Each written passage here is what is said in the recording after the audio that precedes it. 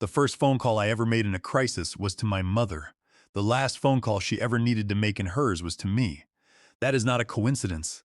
That is a bond built over 58 years, one ordinary act of love at a time. My name is Harvey Miller. I am 58 years old.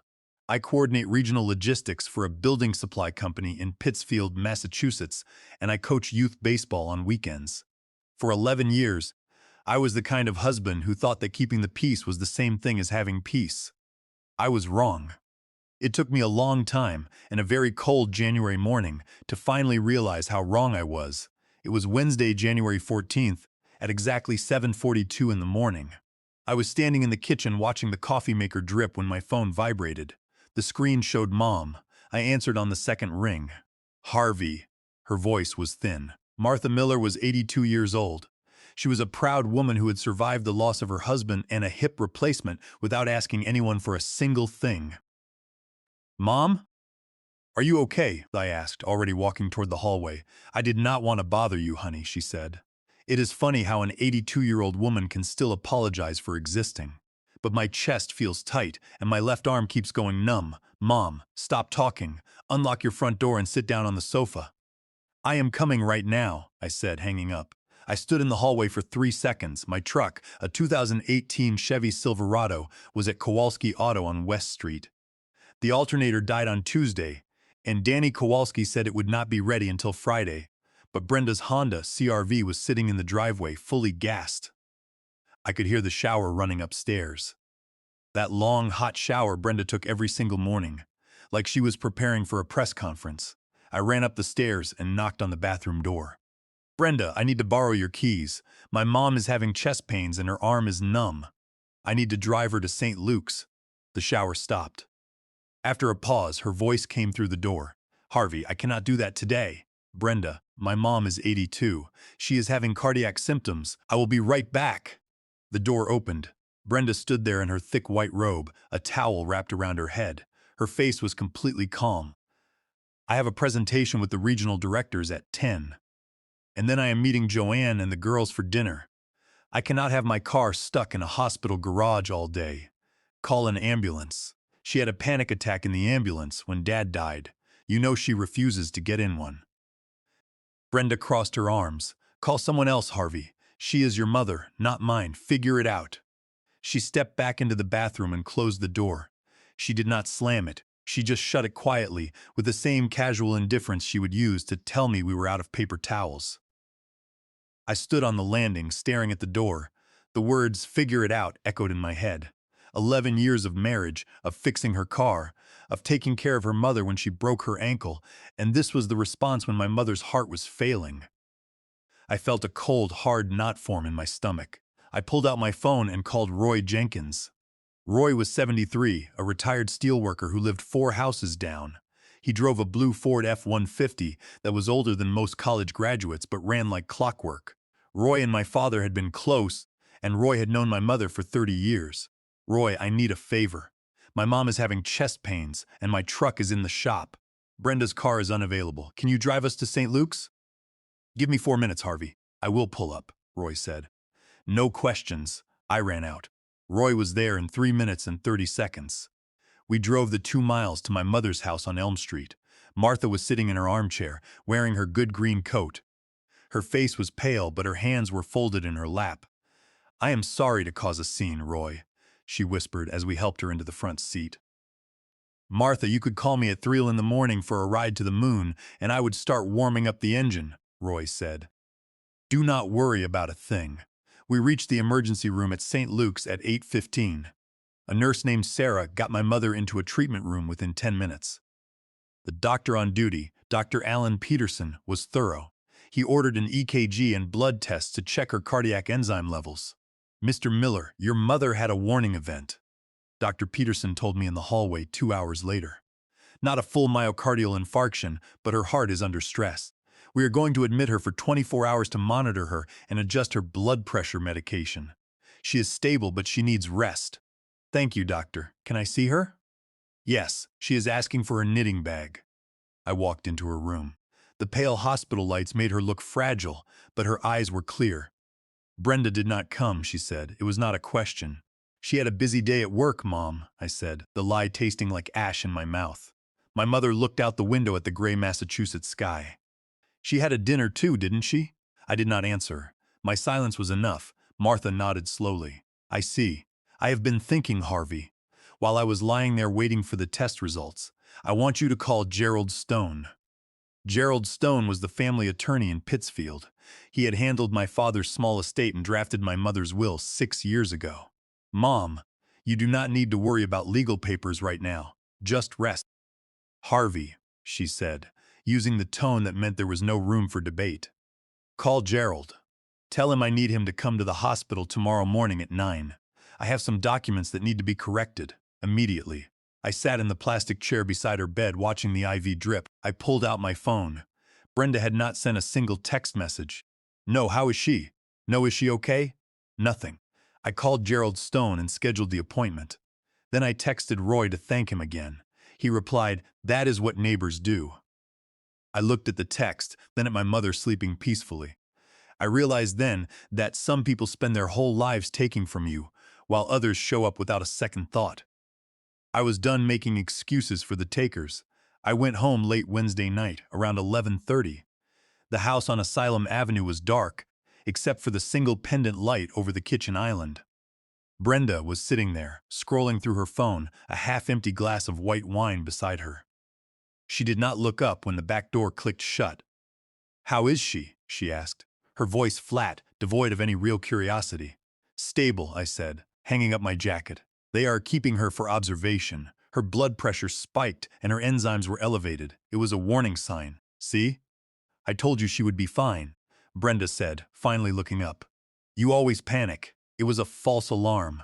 I had a productive dinner with Joanne and her brother, by the way. We are discussing a joint venture with his real estate group. It could be massive. A joint venture," I repeated. The word sounded heavy and out of place in my quiet kitchen while my mother lay in a hospital bed 2 miles away. "Yes, commercial zoning expansion in the county. It is moving fast." She took a sip of her wine. "I am going to bed. I have an early meeting." She walked past me. I stayed in the kitchen for a long time, watching the ice melt in her glass. I slept on the sofa. I did not want to lie in our bed, pretending there was still room for a marriage that had died a long time ago. Thursday morning at 8:15, Roy Jenkins was idling in my driveway again. I had told him he did not have to, but Roy just pointed at his passenger door and said, "Hop in, Harvey. Cold coffee in the thermos." We drove to St. Luke's in silence, the heater blasting against the single-digit Massachusetts morning. When I entered room 304, my mother was sitting up in her own lavender nightgown. Her knitting needles were clicking rhythmically, gray wool forming a scarf. "You look better, Mom," I said, kissing her forehead. "I feel like myself, Harvey." "Which means I am ready to get things done," she said. At exactly 9, Gerald Stone walked in, carrying a worn leather briefcase. He had been our family attorney for 25 years. He shook my hand, patted my mother's arm, and pulled a yellow legal pad from his bag. "Martha, it is good to see you sitting up," Gerald said, taking a seat in the vinyl chair. "Harvey said you needed some urgent changes to your estate documents." "I do, Gerald," my mother said, setting her knitting in her lap. "But before we talk about the will, I want you to look at something." Gerald hesitated. He reached into his briefcase and pulled out a manila folder. "Actually, Martha, before we begin, I did some preparatory work last night. I pulled the land registry records for your Elm Street home to verify the legal descriptions for the trust schedule. I found something highly unusual. Filed 5 days ago." I leaned forward. "Unusual? What do you mean?" Gerald put on his reading glasses. "The back parcel of your property, the 2 acres of pine woods bordering the new commercial bypass, was transferred. According to the registry, it was deeded from Martha Miller to Berkshire Apex Development LLC for the sum of $10. The room went completely cold. I looked at my mother. Her face was blank. "I did not sell any land, Gerald," she said softly. "I have not sold anything. Do you know who owns Berkshire Apex Development LLC?" Gerald asked, his eyes moving between us. "The corporate registration lists 2 managing members, Brenda Miller and her brother Bradley Vance." My heart stopped. The name Vance was Brenda's maiden name. Bradley was her younger brother, a slick real estate agent who was always looking for a shortcut. "Mom," I said, my voice shaking. Did you sign anything for Brenda last week? Martha looked down at her hands. She came over on Thursday. She said the town needed my signature for a driveway variance. She said they were going to clear the dead oak trees near the road and needed my permission. She had a stack of papers. She pointed at the signature lines and I signed them. I did not read them, Harvey. She is my daughter-in-law. I trusted her. Elder financial abuse, Gerald said, his voice hard. Under Massachusetts General Laws, Chapter 19A, Section 14, this is a clear case of exploitation of an elderly person, and because she was deceived about the very nature of the document she was signing, this constitutes fraud in the factum. What does that mean legally, Gerald? I asked. My hands clenched into fists. It means the deed transfer is void ab initio, Gerald explained, writing on his pad. It is void from the very beginning. Legally, it is as if the transfer never occurred because there was no meeting of the minds. I will file an emergency injunction at the Registry of Deeds this afternoon to freeze the parcel. I will also draft an affidavit of fraud for Martha to sign. We will stop Bradley and Brenda before they can transfer it to a third-party buyer. They wanted that land for the commercial development, I said, the pieces of the puzzle falling into place. That is why Brenda was meeting Joanne's brother. They were going to sell my mother's land to him. It is also forgery under Chapter 267, Section 1, Gerald added. If we press charges, it becomes a criminal matter. We have the leverage. My mother sat quietly for a long minute. She looked at the gray wool in her lap, then up at Gerald. Do it, Gerald. File the papers. Stop them, she said, her voice steady and clear. And then we rewrite the will. What are the changes, Martha? Gerald asked, pen poised. The Elm Street house, the investments, the 1967 Ford Mustang in the garage. Everything goes to Harvey. I want a specific bequest of $20,000 to the Berkshire Humane Society, and I want Brenda's name completely removed from every document. She gets nothing. Not a penny, not an old plate. Understood, Gerald said. I will have the new will and the affidavit ready for signature by 2 this afternoon. I will bring 2 witnesses from my office. Thank you, Gerald, she said. After the lawyer left, I stood by the window, looking out at the parking lot. The anger inside me had settled into something else. It was no longer hot. It was cold, clean, and final. I looked back at my mother. I am sorry, Mom, I said. I brought her into this family. You did not bring her greed, Harvey, she said, her needles clicking again. She brought that herself. Now go get me some decent tea. I walked out of the room, my phone heavy in my pocket.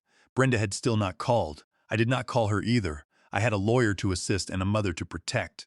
At exactly 1:58 p.m. on Thursday, Gerald Stone returned to my mother's hospital room. He was accompanied by 2 young paralegals from his office, who stood quietly by the door to serve as witnesses. Gerald looked tired but focused. He unzipped his leather bag and placed a stack of crisp, white documents on my mother's overbed table. I have the updated will, the trust amendment, and the affidavit of fraud ready, Martha, Gerald said, adjusting his glasses. I also ran a search on Berkshire Apex Development LLC. As we suspected, it was registered just 1 month ago.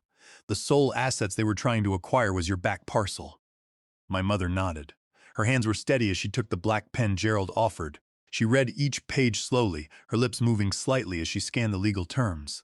I watched her sign, Martha R. Miller. The signature was firm, a testament to the grit of a woman who had spent 82 years doing the right thing. The 2 witnesses stepped forward, signed their names, and Gerald pressed his notary seal onto the paper with a heavy, satisfying click. That is done, Gerald said, packing the documents away. I am heading straight to the Berkshire County Registry of Deeds to record the affidavit of fraud and file a lis pendens. This notice of pending litigation will cloud the title. If Brenda or Bradley try to sell that land to Joanne's brother or any developer, the title search will flag it immediately. The transaction will be blocked. I am also sending a formal demand letter to their LLC, notifying them that the deed is void ab initio due to fraud in the factum and elder exploitation under Chapter 19A. What happens if they try to fight it, I asked. They cannot, Gerald replied. The affidavit of fraud is backed by Martha's medical records, showing her cognitive clarity, and we have the registration of their LLC, which was filed right before they tricked her. If they push, We go to the district attorney for criminal forgery. Bradley Vance's real estate license would be revoked instantly. They will fold, Harvey. They have no cards. Thank you, Gerald, I said. I am glad to help, Harvey. Your father was a good man. He would want his hard work protected, Gerald said, shaking my hand before leaving with his staff. I stayed with my mother until 6 p.m. We did not talk about Brenda, the LLC, or the land. Instead, we talked about the 1967 Ford Mustang sitting under the canvas cover in her garage. It was the car my father and I had spent 4 years restoring.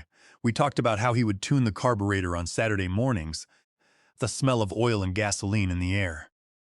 It is yours now, Harvey, she said softly, looking at her hands. It belongs with someone who actually remembers the grease on his fingers. I will take care of it, Mom, I said, my throat tightening. I know you will. You always take care of things. I left the hospital at 6:15 and drove home in a taxi. Roy had offered to pick me up, but I told him to rest. I needed the quiet ride to clear my head. When I walked into the house on Asylum Avenue, the smell of roasted garlic and chicken filled the air. Brenda was in the kitchen, pouring herself another glass of wine. She was humming a song. She looked happier than she had in months. She had a phone call with her brother Bradley right before I walked in. I could hear her laughing through the kitchen door. She hung up when she saw me. Harvey, you are back. How is your mother? Stable. They are keeping her tonight for observation. I am bringing her home tomorrow morning, I said, putting my keys on the hook. Brenda nodded, taking a sip of her wine. Good. I told you she was fine. By the way, Joanne and I had an amazing call today. Her brother's development company is ready to move forward. They want to buy the back lot of the Elm Street house. They are offering $150,000 cash. I stood completely still, watching her. The back lot? That is my mother's land, Brenda. How are you selling it? Brenda smiled, a small, patronizing curl of her lips. Well, Harvey, your mother is 82. She cannot manage that land. It is just sitting there growing weeds. I talked to her last week and had her sign the transfer papers. It is registered under my LLC now. It is perfectly legal. We are going to use the cash to buy that beach condo in Maine we always talked about. You should thank me. I figured it out. Just like you wanted. You figured it out, I repeated, my voice flat. Yes, we get the condo and your mother does not have to worry about property taxes on land she does not use. It is a win-win. I looked at the woman I had been married to for 11 years. I looked at the expensive quartz countertops she insisted we install. The designer clothes hanging in the hallway. The lifestyle I had worked 60 hours a week to fund while she managed her boutique marketing firm that barely broke even. I realized she did not see a mother-in-law in Martha. She saw an ATM. She saw an old woman who was taking too long to die. I see, I said. Are you not going to thank me? She asked, frowning. I did all the legwork. I am going to get some sleep, I said. It has been a long day. You are so ungrateful, Harvey. She called after me as I walked toward the guest bedroom. I am trying to build a future for us. I closed the guest room door and locked it. I sat on the edge of the bed in the dark. I felt no anger. The anger was gone, replaced by a cold, transparent clarity. She had no idea that Gerald Stone had already filed the injunction. She had no idea the deed was frozen, the will rewritten, and her LLC was about to receive a legal notice that would destroy her brother's career. She thought she had won. I lay down on the mattress, closed my eyes, and slept better than I had in 11 years. Friday, January 16th, at exactly 7 in the morning, I woke up before the alarm. I stood in the kitchen and made a pot of coffee, using the loud grinder. For years I had tiptoed around in the morning to avoid waking Brenda, but today I did not care. She slept through it anyway. I sat at the table with my mug, watching the gray winter light creep over the sink. No missed calls from the hospital. That was good. At 8 Life, I took a cab to Kowalski Auto on West Street. My Silverado was sitting out front, clean and ready. Danny Kowalski was behind the counter, holding the keys. All set, Harvey. New alternator, belts, and I threw in a fresh set of wiper blades, Danny said, sliding the invoice across. How is your mother doing? Roy told me she had a scare. She is stable, Danny. I am picking her up from St. Luke's now, I said, signing the card reader. Good. Give Martha my best. She is a tough lady. Thanks, Danny, I said, shaking his hand. I was walking to my truck when my phone vibrated in my pocket. Brenda. I looked at the screen, let it ring out, and got into the cab. I started the engine, letting it warm up while I watched the heater defog the glass. The phone rang again. Brenda. I slid it into the cup holder, put the truck in gear, and drove toward the hospital. When I arrived at St. Luke's at 8:45, my mother was already dressed in her green coat, her small black suitcase zipped by the bed. A nurse named Sarah was waiting with the mandatory discharge wheelchair. I told her I can walk, Harvey, Martha complained, gesturing at the chair. But they insist I am an invalid. It is just hospital rules, Mom, I said, smiling as I took her bag. Let them wheel you out, she relented with a sigh.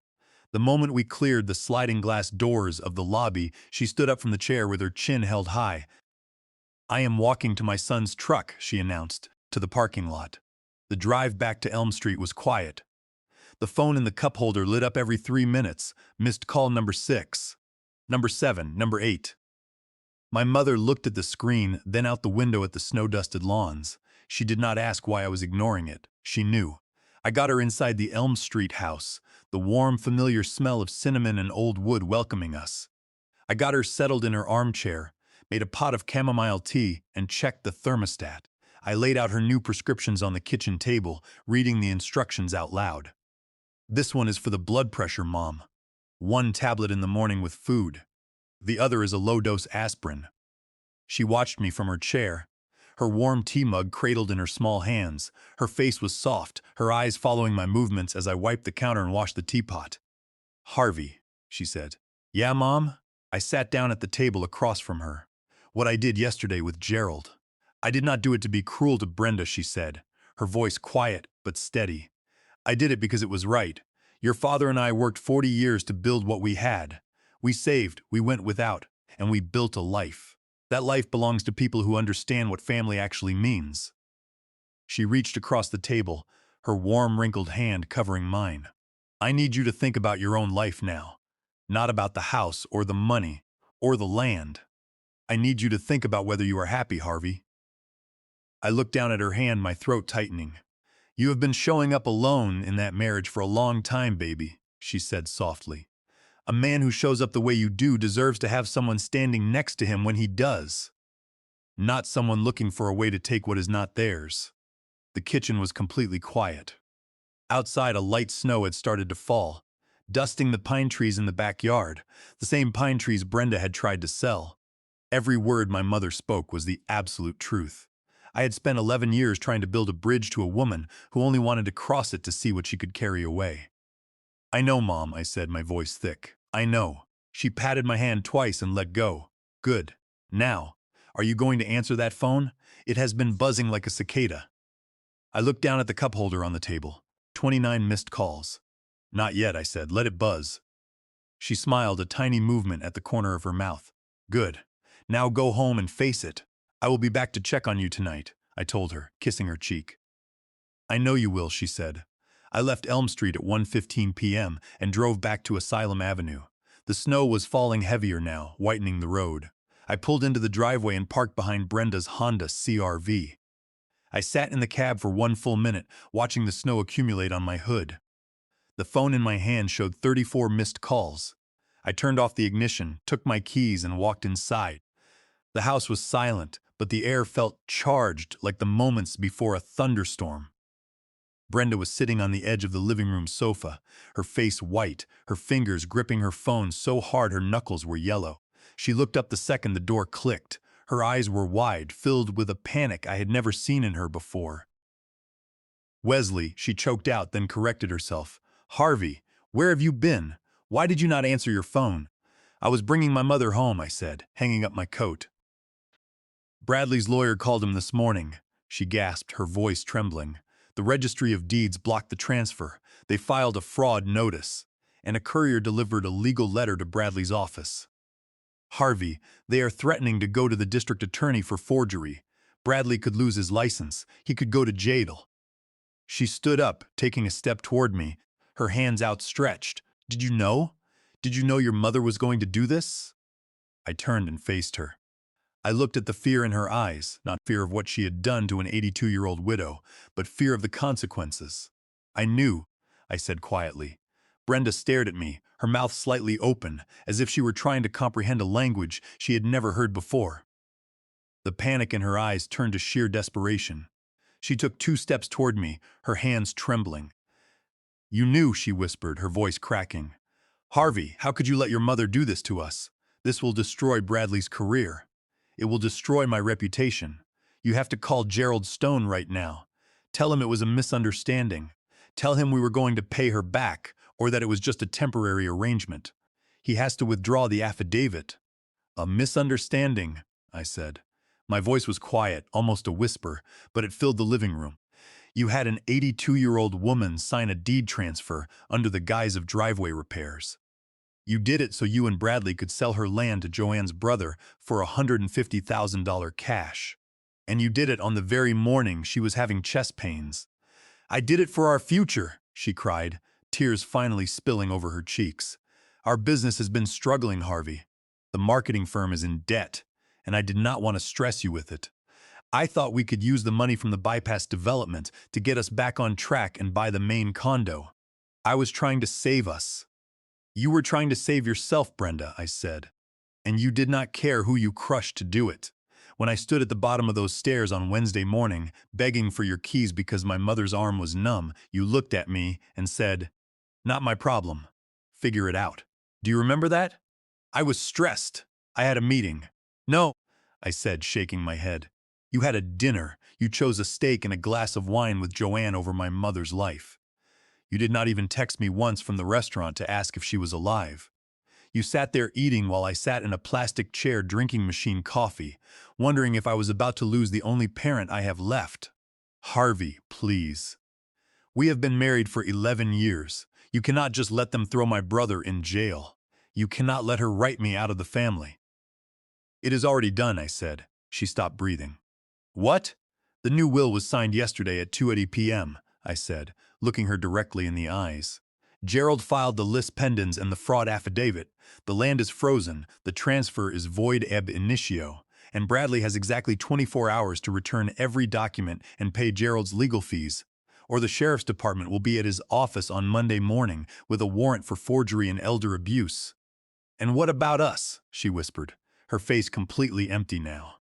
"I am leaving, Brenda. Gerald is drafting the divorce papers today. I am filing on the grounds of irretrievable breakdown, and we are going to document this fraudulent land transfer as dissipation of marital assets. My lawyer will ensure that your debts remain your debts. The house on Asylum Avenue is going on the market, and we are splitting the equity down the middle." "Harvey, you cannot do this," she sobbed, reaching for my arm. "I love you. We can fix this. We can go to counseling." I stepped back, letting her hand fall into the empty air. I looked at her, and for the first time in 11 years I felt absolutely nothing. No anger, no sadness, no regret, just a vast quiet space where my marriage used to be. "I am going to pack my things," I said. I went into the guest bedroom, pulled my duffel bag from the closet, and packed my clothes. It took me less than 15 minutes to compress 11 years of marriage into a single bag of canvas and zippers. I did not take anything else. The expensive furniture, the art on the walls, the kitchen gadgets. She could keep them all. They did not belong to me anyway. They were just the prices I had paid to keep the peace. I walked back into the hallway, my bag in my hand. Brenda was still sitting on the sofa, staring at the floor. Her phone was sitting on the coffee table, silent now. "I will have Gerald contact you on Monday," I said. She did not look up. I walked out the front door and closed it behind me. I did not slam it. I shut it quietly, just as she had shut the bathroom door on Wednesday morning. The January air hit my face, cold and sharp and completely honest. The snow was falling in thick, quiet flakes, coating the driveway in a clean white blanket. I got into my Silverado, threw my duffel bag into the passenger seat, and started the engine. The heater blew warm air, and the radio came on low, playing a song my father used to hum in the garage. I drove down Asylum Avenue, heading toward Elm Street. As I turned onto the main road, I looked at the snow building up on the branches of the pines. I felt a physical sensation in my chest, a sudden lightness.